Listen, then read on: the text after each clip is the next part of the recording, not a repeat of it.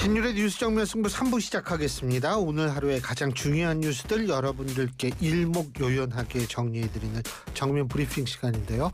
자, 오늘은 어제보다 훨씬 더 나은 컨디션으로 우리 김영민 아나운서 나와 있습니다. 안녕하세요. 링거 맞고 살아났습니다. 김영민입니다. 예, 이게 그 의료 와우, 저 정말 깜짝 놀랐어요. 링거가 사람을 살렸습니다. 과학의 기술이란 이 과학의 이 발전이라는 게 참 굉장히 중요하죠. 예. 아니 그리고 다행이네요. 어제 보내주신 응원 문자 덕에 또 살아났고요. 그럼요. 그 덕에 진짜 방송 끝마칠 수 있었던 것 같아요. 그게 얼마나 감사한 건데요. 맞아요. 네. 진짜 우리 청취자 여러분들 진짜 뭐 수고들 많이 하셨고 진짜 감사하고요. 너무 감사합니다. 청취율이 좀 잘 나와야 될 텐데. 기대하고 있습니다, 여러분. 근데 아니 요새 이게 냉방병 환자들도 굉장히 많아요. 맞아요. 예, 냉방병 특히 이제 무기력하고 머리 아프고 이런 건 이제 주로 냉방병인데. 근데 요새 날씨가 너무 더우니까 안 틀 수도 없고요. 네, 그러다가 진짜 더위 먹어요. 그니까요. 더위 먹으면은 진짜 그때도 또 으실으실하고 이런 현상이 벌어지는데 여러분 이때 모쪼록 그 건강 관리 잘 하셔야 되는데 초복은 지났죠. 초복 일요일이었습니다. 지났죠. 못 드셨구나, 이제 삼계탕. 중복. 제 비밀을 하나 말. 우리 청취자 여러분들이 가족 같으시니까 제가 원래 닭을 잘 안 좋아해요. 정말요? 예. 그래가지고 이 술이 좀 들어가면 그냥 먹는데 치킨집 와서 먹는데 그렇지 않을 때는 닭을 그렇게 좋아하는 편이 아니에요. 그런 사람에게는 삼계탕이 보양식이 될 수가 없죠. 그렇죠. 뭐 그것만 보양식인가요? 그러니까요. 요즘은 다 보양식인데. 장어도 있고 뭐 요새 장어탕도 있고 뭐 여러 가지가 있으니까. 근데 여러분 어쨌든 몸보신 잘하셔가지고 아프시지 마십시오. 그게 제일 중요합니다. 네. 자, 오늘 저는 굉장히 깜짝 놀랐는데 일본과 미국의 무역 협상이 관세 협상이 타결이 됐죠. 그죠? 예, 그렇습니다. 상호 관세가 크게 낮아졌는데요. 도널드 트럼프 미 대통령이 현재 시간 22일 일본과의 무역 협상을 완료했다라고 밝혔습니다. 상호 관세는 15%라고 설명을 했는데요. 기존에 예고했던 25%에서 꽤 큰 퍼센트 포인트로 낮아진 수준입니다. 그러면서 일본이 미국에 5,500억 달러, 우리 돈으로 약 759조 원을 투자할 예정이며 이를 통해 수십만 개의 일자리가 창출될 것이다라고 설명했습니다. 그리고 트럼프 대통령은 또 아마도 가장 중요한 것은 일본이 자동차와 트럭, 쌀과 일부 농산물 등에서 자국 시장을 개방한다는 것이다라는 점을 밝히면서 이 부분에서 일본이 좀 양보를 했다라는 점을 볼 수 있고 이뿐 아닙니다. 트럼프가 이날 오후에 백악관으로 연방의회 공화당 의원들을 초청한 행사를 가졌는데 여기 연설에서 알래스카의 LNG 사업 관련해서 미국이 일본과 조인트 벤처를 설립할 것이다 라고 밝혔습니다. 지금 미국이 추진 중인 1,300km 길이의 알래스카 LNG 가스관 건설 프로젝트 관련한 것으로 보이는데 결국 일본이 LNG 사업 비롯해서 거액을 투자하기도 하고 자동차, 농산물을 개방하는 이런 조건으로 관세를 크게 낮췄다라고 볼 수가 있고요. 이 조건이 우리나라가 미국과 관세 협상을 할 때 어떻게 작용할지 또 관심이 쏠립니다. 베트남이 이거보다 높거든요. 그래서 사실은 베트남 정도에서 타결이 되면은 될 것이다라는 예상이 많았는데 그거보다 낮은 관세율 협상이 성공을 한 걸 보면 사실 우리나라가 지금 총력전을 기울이고 있지만 약간 좀 부담스러워질 수 있는 측면도 있는 것 같아요. 네, 우리 정부도 지금 유예 시한이 한 열흘 앞으로 다가왔기 때문에 정부 고위급이 총출동해서 대미 통상 외교에 전념하는 분위기입니다. 오는 25일에 한미 2+2 협의가 지금 예정이 돼 있는데요. 우리 정부는 농산물 분야 협상 카드로 쌀과 소고기 시장 추가 개방 이걸 제외한 것으로 지금 전해지고 있습니다. 예전 방송에서 전해드린 바가 있는데 쌀과 그 미국산 30개월 이상이었나요? 그 소고기의 수입 부분은 제외한 것으로 전해지고 민감성이 큰 농산물 대신에 바이오 연료용 작물 수입 확대를 협상의 카드로 고려하는 것으로 전해졌습니다. 이 연료용 작물 수입 확대는 다른 식량 작물과는 다르게 국내 시장에 영향이 좀 제한적이고 에너지를 확보할 수 있다라는 점에서 우리 정부에게는 좀 유용한 카드가 될 수 있어 보입니다. 근데 이제 우리가 농산물 협상 카드로 쌀과 소고기 시장 추가 개방이 제외한다는 건 우리의 입장이지 미국의 입장은 좀 많이 다를 수 있거든요. 그렇기 때문에 이거는 협상 여부에 따라서 어떻게 변할 수 있을지 한번 지켜봐야 되는 부분이고 일본은 없지만 우리에게 있는 거는 있습니다. 그게 뭐냐면 네. 조선입니다.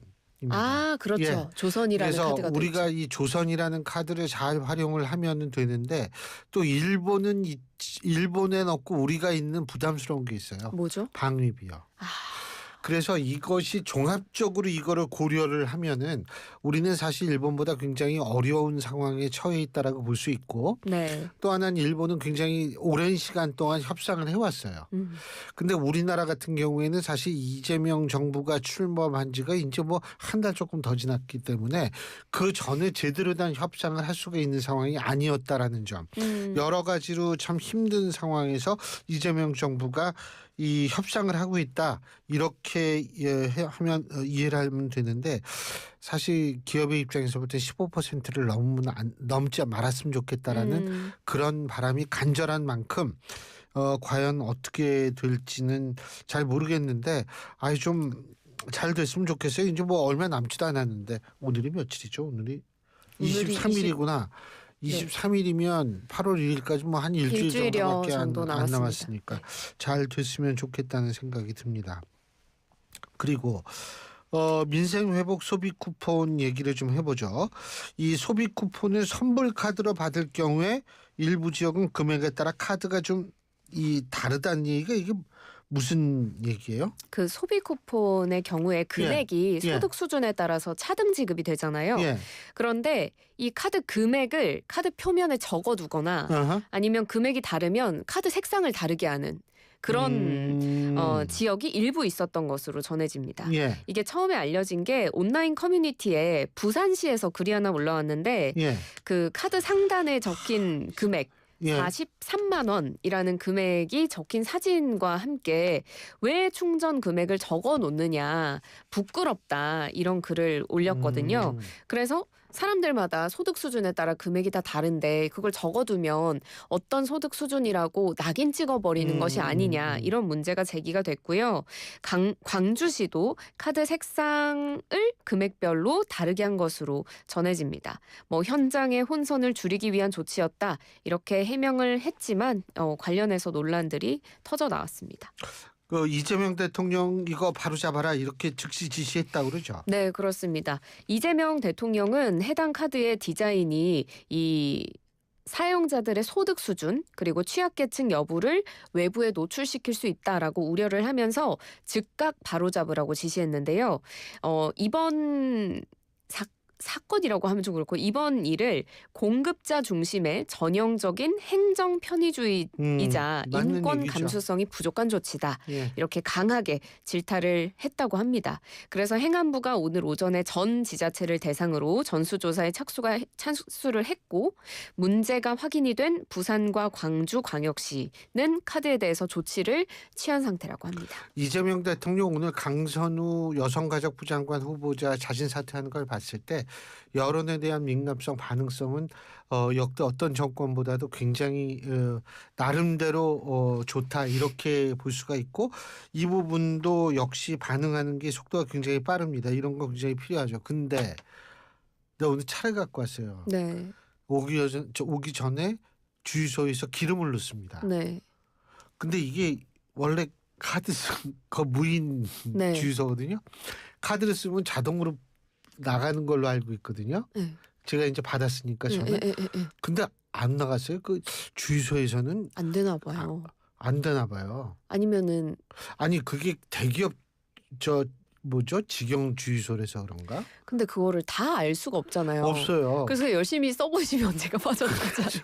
그래가지고 내가 지금 보니까 거기 원래 자동으로 이렇게 차감이 되는 걸로 알고 있는데 되는 곳에 가서는 근데 그게 안 돼가지고 야 이게 뭐지 이런 생각을 좀 했는데 여러분들도 하여간 그거 잘 보시고서 쓰십시오. 그래야 되겠네요. 괜히 잘 모르고 썼다가 낭패 보십니다. 아유 참. 그리고 제가 어제도 이 말씀 드렸는데 그 인천 사제총기 그 아들 살해 네. 사건 이걸로 참 국민들의 불안감이 높아지고 있는데 유튜브에서 사제총기 사용법을 어렵지 않게 찾아볼 수 있다. 이게 참 문제예요. 제가 네. 여기에 대해서도 좀 드릴 말씀이 있습니다. 그죠? 이게 너무 위험한 세상에 사는 거 아닙니까? 맞습니다. 사용법은 물론이고 제조법까지 인터넷에서 어렵지 않게 찾아볼 수 있다고 합니다. 저는 안 찾아보긴 했는데요. 그걸 왜 찾아봐요? 그러니까요. 찾아볼 필요가 없죠. 유튜브 같이 온라인상에서 총기 제작 정보가 유통이 되고 있어서 위험성에 대한 우려가 커집니다. 경찰청이 2020년부터 올해까지 최근 5년간 온라인상의 총기 제조법 불법 게시물을 삭제하고 차단한 을 요청한 것만 해도 한 9천여 건에 이르더라고요. 경찰 방심위에서 계속 삭제를 요청하고 시정 조치를 했지만 여전히 유튜브에는 뭐 금속 파이프나 스프링, 목재를 조립해서 사제 총기를 제작 및 발사하는 장면들이 담긴 영상들이 다수 올라와 있는 것으로 전해집니다. 사실 대부분의 영상은 영어로 제작이 된 영상인데 뭐 시청자 댓글, 자막, 번역 기능 등을 통해서 한국어 사용자도 쉽게 이해를 할 수 있는 구조라서 좀 우려스럽고요. 예. 총기 제작법을 한글로 검색했을 때도 간단한 제작 영상들이 노출된다고 합니다. 그래서 모방 범죄를 유도할 수 있다는 점에서 전문가들이 크게 우려하고 있습니다. 근데 규제할 방법이 이게 쉽지가 않을 거예요. 일단은 법으로 규제를 하고는 있습니다. 허가받지 않고 불법 총기를 제조, 판매, 소지하면 3년 이상 15년 이하의 징역이나 3천만 원 이상 1억 원 이하의 벌금에 처해질 수 있고요. 총기나 폭발물의 제작 방법과 설계도 등을 인터넷 등에 게시하거나 유포하는 행위 역시도 처벌이 됩니다. 국회에서도 이 체계를 좀 금지하는 체계를 강화하기 위한 입법 논의가 이어지고 있지만 여전히 인터넷에 이 정보가 있다는 것은 문제가 좀 되는 거죠. 그래서 지금 이번 사건을 계기로 경찰이 오는 8월부터 2개월 동안 불법 무기 자진 신고 기간을 운영한다고 밝혔습니다. 원래 매년 9월 한 달간 운영하는 기간인데 이걸 앞당겨서 확대 운영하는 거고요. 기간 내에 신고하면 형사처벌과 행정처분은 면제가 됩니다. 자, 아까 말씀드렸던 것처럼 이 법으로 다 막고는 있으나 좀 허점이라고 하면 유튜브 같은 해외 사업자가 운영하는 플랫폼에 올라온 영상은 국내의 처벌 규정을 적용하기가 좀 어렵다고 합니다. 그래서 해외 사업자에 대한 규제를 강화할 수 있는 플랫폼 규제안이 필요하다라는 목소리 나옵니다. 맞습니다. 그리고 예를 들면 VPN이라고 아시죠? 그 왜 네. IP 우회하는 거.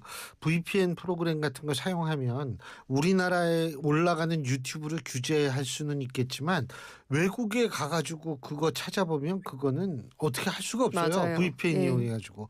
그러니까 이게 굉장히 심각한 문제인데 나름대로 이거는 진짜 국제 공조를 통해서라도 좀 바로 잡아야 되는 것 아닌가 이런 생각이 듭니다. 더군다나 그 아들 살해한 그 사람 구속이 됐어요. 근데 네. 문제는 이 사람이 다른 가족을 대상으로도 범행을 저지르려고 했다.